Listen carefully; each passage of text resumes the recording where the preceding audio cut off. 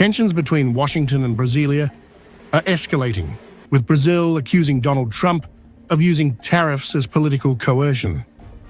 President Luiz Inácio Lula da Silva condemned the Trump administration's 50% tariff on Brazilian exports, calling it unacceptable blackmail designed to shield Trump's ally Jair Bolsonaro from prosecution. The most explosive foreign policy showdown this summer didn't erupt between Washington and Moscow or Beijing and Taipei. It unfolded quietly but boldly between Brazil and the United States. And at the center of it was a decades-old friendship, a $94 billion trade pipeline, and a global financial order teetering on the edge of transformation. Brazil just stared down a $50 billion threat from the White House and didn't blink. As the BRICS Summit wrapped in Rio, President Lula and his top advisor Celso Amorim made it clear Brazil will not back down. Here's how a multipolar vision, trade diplomacy, and a personal vendetta collided. BRICS Summit in Rio triggers U.S. fury. The trouble began in July 2025 when Brazil hosted the annual BRICS Summit. Once a modest economic forum, BRICS has grown into an 11-member powerhouse. With China, Russia, India, and South Africa leading the charge, and Egypt, Ethiopia, and Indonesia joining the fold, the bloc is now pushing hard to reduce reliance on the US dollar. In a post-dollar world, BRICS wants to lead. That triggered alarms in Washington. President Donald Trump, in his second term, had already been vocal about his distrust of the BRICS alliance, branding it anti-American. But the Rio summit tipped the scale. The group's final declaration criticized U.S. military strikes in Iran and rejected unilateral, punitive, and discriminatory protectionist measures. That vague-sounding clause? It was a direct swipe at Trump's tariff threats. According to insiders, the summit and its defiance sent Trump into a fury. He immediately signed off on a letter to Brazil's President Luiz Inácio Lula da Silva, threatening a punitive 50% tariff on all Brazilian imports. The reason? Not trade deficits, but politics. The White House demanded that Brazil drop its prosecution of Trump's longtime ally, former President Jair Bolsonaro. Let that sink in. A U.S. president threatened billions in tariffs not over soybeans, steel, or sugar, but because a foreign leader wouldn't stop a criminal trial. Bolsonaro, coup allegations, and the personal stakes. To understand Trump's rage, you need to understand his relationship with Jair Bolsonaro. The two have long been ideological allies, frequently echoing each other's claims of election fraud. Bolsonaro lost Brazil's 2022 election and, like Trump, refused to concede. Then came the January 8th insurrection. His supporters stormed Brazil's Congress, presidential palace, and Supreme Court. The parallels are striking enough to unsettle even seasoned diplomats. Bolsonaro, like Trump, claimed electoral fraud, refused to concede, and incited unrest. Their political choreography is nearly identical, from media attacks to post-election chaos. U.S. analysts and political observers now refer to Bolsonaro as Trump 2.0, not just because of his tactics, but because of the way their fates seem to rise and fall in tandem. So when Brazil moved forward with the trial, Trump's response was personal. A second threat came days later, a 10% tariff on all countries, aligning themselves with BRICS. According to former White House strategist Steve Bannon, it was BRICS' de-dollarization push that made Trump pissed every time he looks at them. Trump is panicking. And this time, it's not because of China, it's Brazil. More specifically, it's President Luiz Inácio Lula da Silva. The man who once sat behind bars is now standing at the front lines of a global rebellion. And he's not backing down. While most world leaders tiptoe around Trump, Lula is doing the unthinkable, calling him out, daring him to retaliate, and leading a bold charge against U.S. dominance. But President Lula is no shrinking violet. He's a longtime heavyweight of global politics, and he told me he would not take this lying down. In just the past few days, Lula launched his most direct strike yet. Then Trump went further. In a Truth Social post, he called Bolsonaro a strong leader who truly loved his country and labeled the trial a witch hunt. He claimed Brazil had issued hundreds of secret and unlawful censorship orders against U.S. social media companies, threatening them with millions of dollars in fines. This wasn't diplomacy, it was retaliation. Brazil's cold-blooded response. But Brazil didn't fold. In an exclusive interview with the Financial Times, Celso Amorim, Lula's senior foreign policy advisor, laid out Brazil's strategy. Trump's threats, he said, are reinforcing our relations with BRICS. The goal, he explained, is simple but seismic. Brazil wants diversified partnerships, not a one-sided dependence on the US. Amorim didn't stop there. He called Trump's tactics unprecedented interference. Then he delivered the dagger. I don't think even the Soviet Union would have done anything like this. When asked about US demands to protect Bolsonaro, Amorim said it was nothing short of Trump meddling politically inside Brazil in favor of his friend. In his view, Trump's pressure campaign was not only anti-democratic, but also an illustration of absolute power.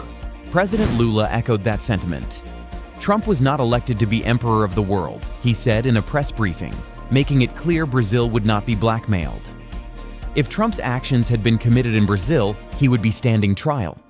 These weren't off-the-cuff remarks. They were coordinated, and they signaled something unmistakable. Brazil was choosing principle over pressure. The dollar, the Yuan, and the battle for monetary supremacy. At the heart of Trump's panic is one word: currency.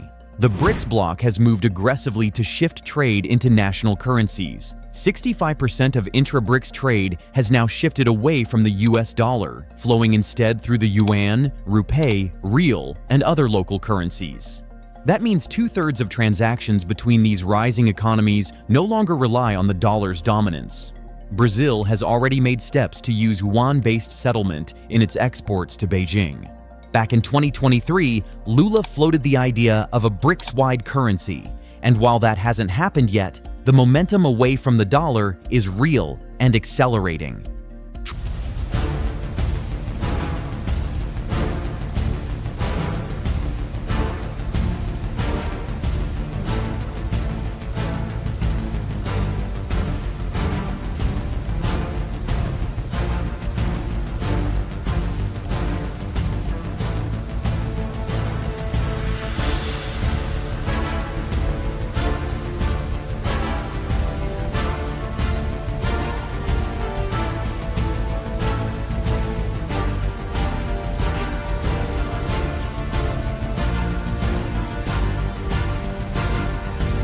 Trump addressed it directly in a cabinet meeting after the summit.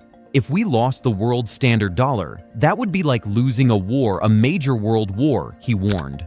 We're not going to let that happen. That's why the tariff threats aren't just economic tools. They're defense mechanisms for a dollar-based world order.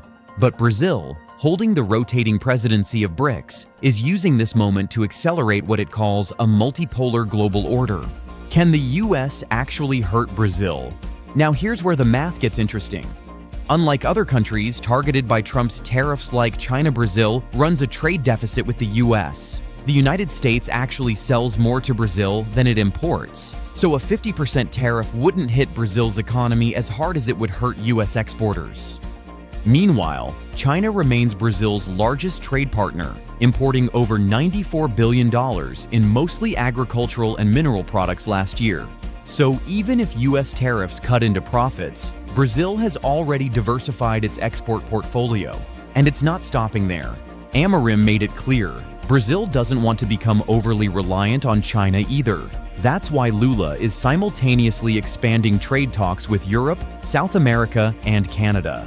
If the European Union were intelligent, Amorim said, it would ratify the Mercosur deal not just for the immediate economic gain, but for more balance in its relations. Translation: Brazil is playing the long game, South America's untapped potential. With Lula's final year in office approaching, his administration is now prioritizing regional integration. South America, he argues, trades less internally than any other region on the planet, and that has to change. Brazil wants a continent that isn't just a collection of commodity exporters. It wants intra-regional supply chains, digital infrastructure, and energy grids that tie the region together economically. And the country is actively negotiating new trade pacts behind closed doors, finalizing frameworks with Canada, advancing digital cooperation with Mercosur partners, and deepening links with African and Middle Eastern economies. Lula's government sees these moves as part of a broader strategy to de-risk global exposure by weaving Brazil into a network of non-hegemonic, multipolar alliances. If Lula succeeds, Brazil won't just be defying Trump, it'll be redrawing the blueprint for South-South cooperation in the 21st century. Members of the BRICS alliance have criticized U.S. tariffs, saying they threaten global trade. The bloc of developing nations is meeting in Brazil for a two-day summit, but the leaders of China and Russia, two of the bloc's most influential members, are absent. The BRICS nations comprise just over half the world's population and 40% of global economic output. Meanwhile, U.S. President Donald Trump threatened to add 10% tariffs on any country supporting what he called the BRICS anti-American policies. Washington's political theater. Back in Washington, the BRICS bloc isn't just viewed as a competitor, it's seen as a threat. Mauricio Claver Carrón, a former Trump envoy to Latin America, said it outright: BRICS tipped the scale. The administration had considered sanctions or legal methods to pressure Brazil, but decided tariffs were faster and more painful.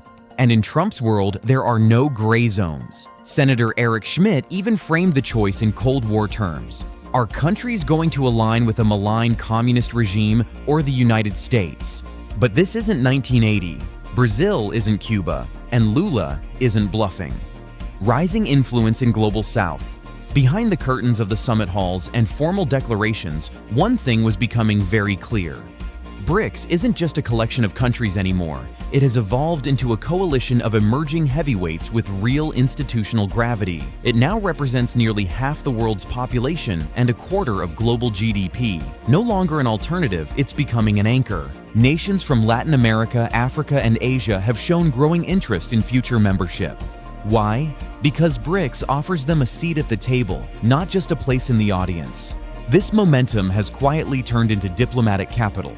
Countries like Argentina, Nigeria, and Saudi Arabia have already had conversations about membership, and though not all have signed on, the intent is undeniable. The appeal of an alliance that respects sovereignty, promotes fairer trade, and challenges US-centric economic dominance is proving hard to resist. This rising interest also sends a signal to the West that the era of top-down global governance may be fading. The world isn't just asking for reform, it's actively building alternatives. That's what makes BRICS unique. It's not trying to dominate, it's trying to distribute influence more fairly. A silent shift in global power. And this shift isn't loud. It doesn't come with missiles, military bases, or sanctions. It comes with partnerships, local currencies, infrastructure projects, and shared values. BRICS is playing a long game, the kind of quiet, strategic patience that often outlasts headline-making threats and policies. While the US imposes penalties and issues ultimatums, BRICS is negotiating trade routes, building green energy funds, and expanding development banks. This subtle power play may not grab front-page headlines every day, but it's carving out new centers of gravity in world politics. It's diplomacy without drama, and that might be exactly why it's working. Power is shifting, and Brazil knows it. A quiet but undeniable transformation is rippling through Europe. It's not loud, it's not abrupt, but it is significant. Nation by nation, countries that were once deeply anchored to the ideals and promises of the European Union are beginning to glance in a new direction. That direction leads eastward and southward, toward BRICS, a coalition of emerging economies that, step by step, is reshaping the contours of global influence. What makes Brazil's defiance so important isn't just that it's standing up to the world's largest economy, it's that it's doing so while leading a coalition that's actively rewriting the rules of global power. Trump may have underestimated just how far BRICS has come from symbolic alliance to functional economic bloc.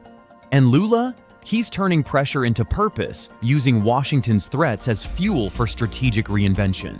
In the coming months, the world will watch closely. Will other BRICS members face similar threats? Will Egypt or Indonesia buckle under tariff pressure? Will the EU finally ratify Mercosur? These aren't just diplomatic questions. They're questions about whether the global economy is entering a new age. Let us know your thoughts in the comments. Does BRICS have what it takes to rival the dollar? Could Brazil lead a new bloc of economic influence? And is Trump's tariff war pushing allies away rather than bringing them closer? Because what happens next won't just affect Brasilia or DC, it could reshape how the world does business.